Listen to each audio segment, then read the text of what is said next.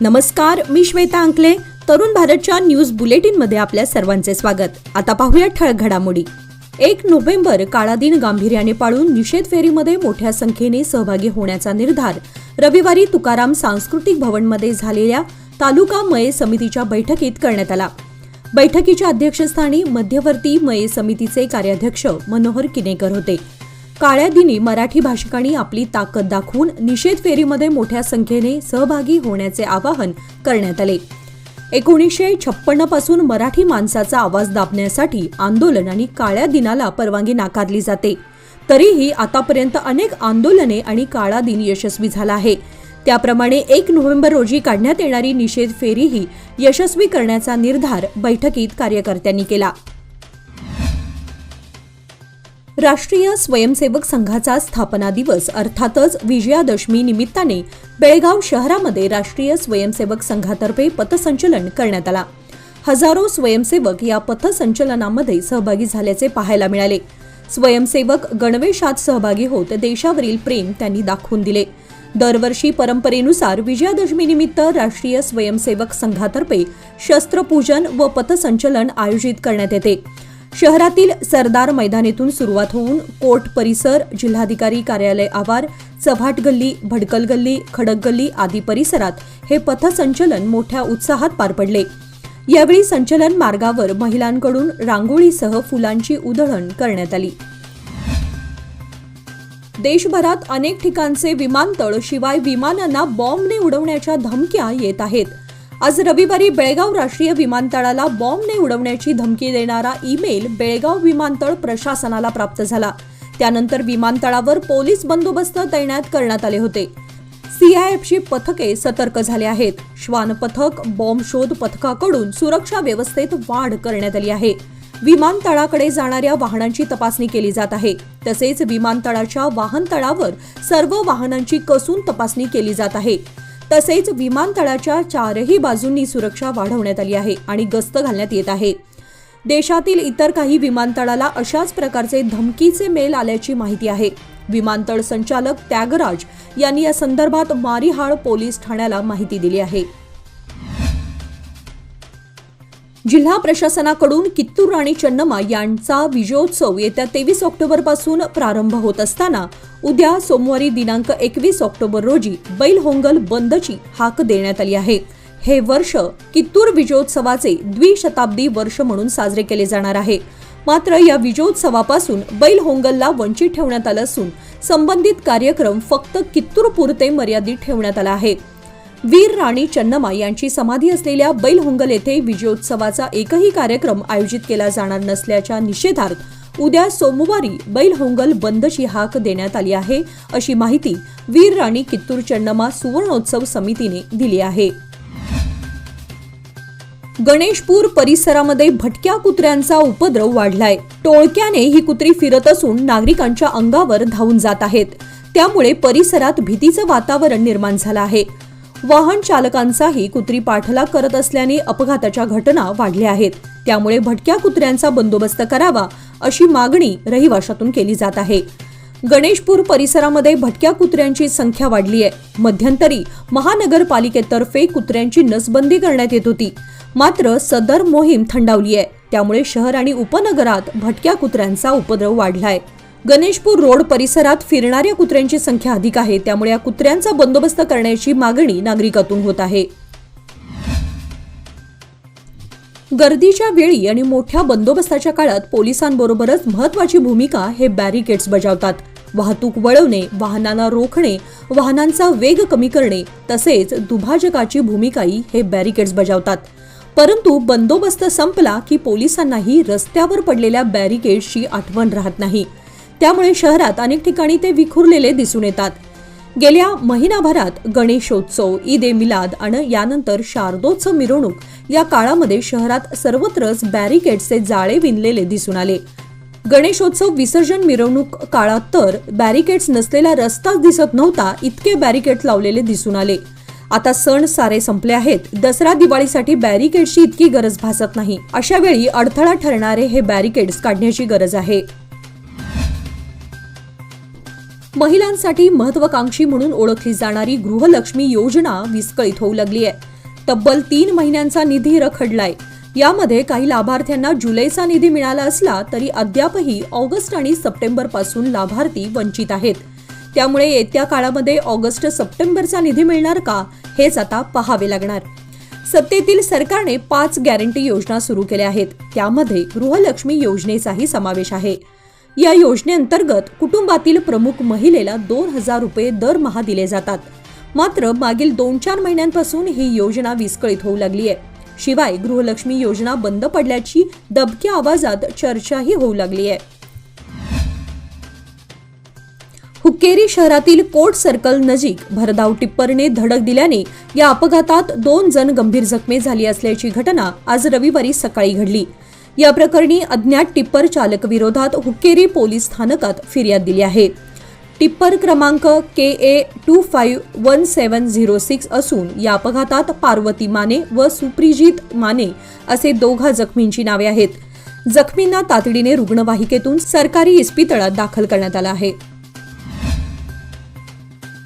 सोन्याच्या दरामध्ये मोठी वाढ झाली असून सलग दुसऱ्या दिवशी सोन्याच्या दरात तेजी आली आहे. सणासुदीच्या काळामध्ये वाढत्या मागणीमुळे देशभरातील सराफ बाजारात सोन्याचे दर वधारलेत. दरम्यान सोन्याचा दर इतिहासात प्रथमच प्रति 10 ग्रॅम 80,000 रुपयांवर गेलाय.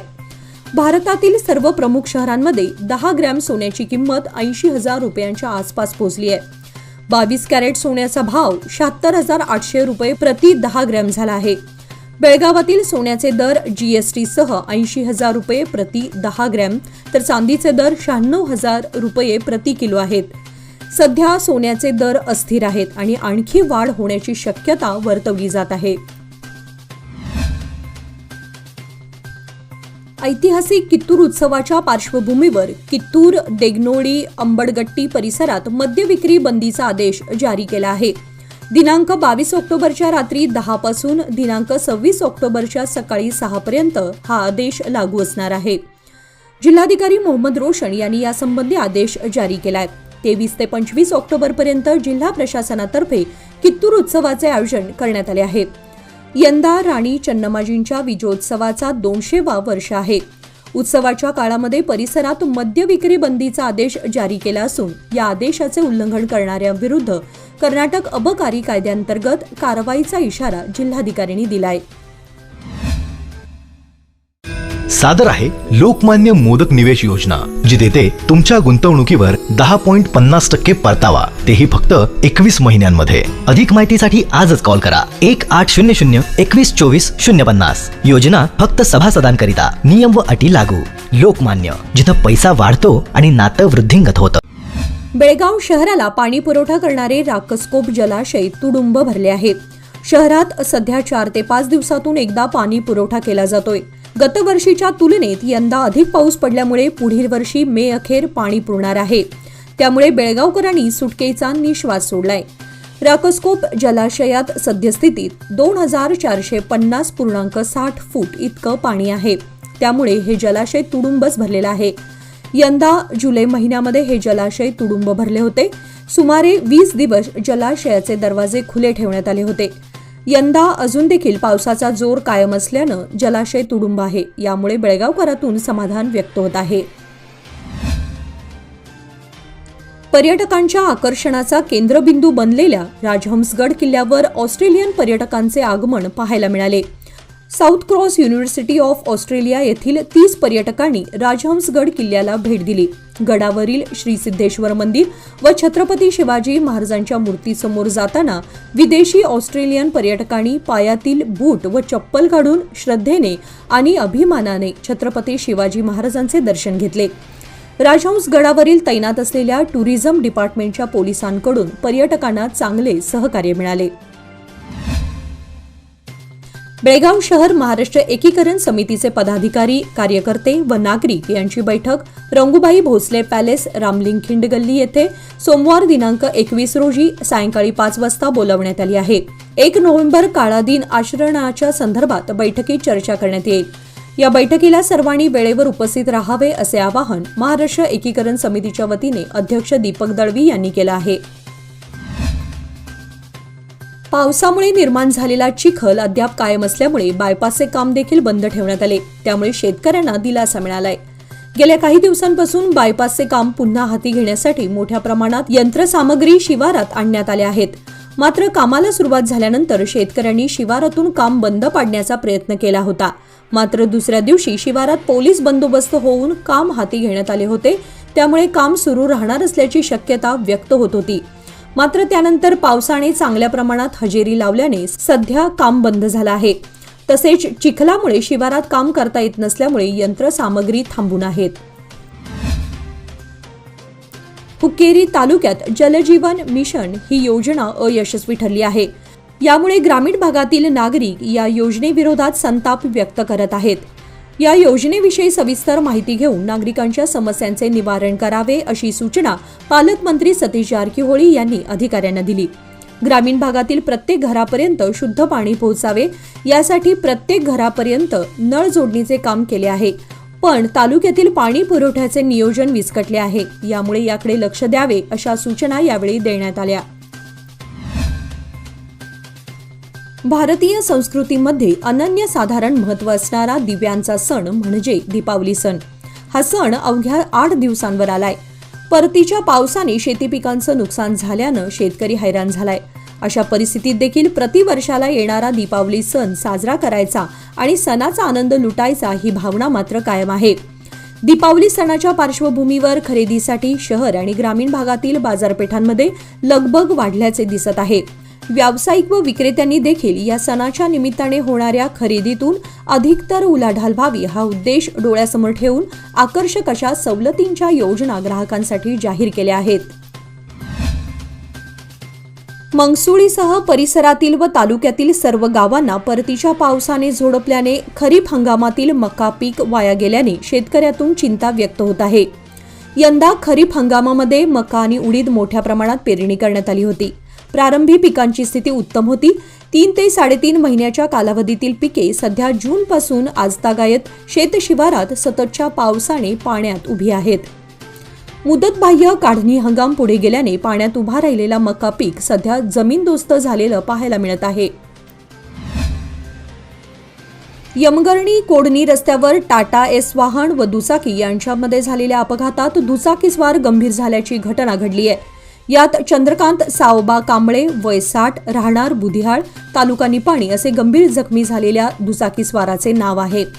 कोडणीहून संजू संकणावर हे यमगर्णीकडे जात असता दुचाकी आणि टाटा एस यांच्यामध्ये अपघात झाला. त्यामुळे दुचाकीवरील चंद्रकांत कांबळे हे जोरात खाली कोसळले. त्यामुळे ते गंभीर जखमी झाले. या अपघातात दोन्ही वाहनांचं नुकसान झालं असून या घटनेची बसवेश्वर चौक पोलीस स्थानकामध्ये नोंद झाली आहे.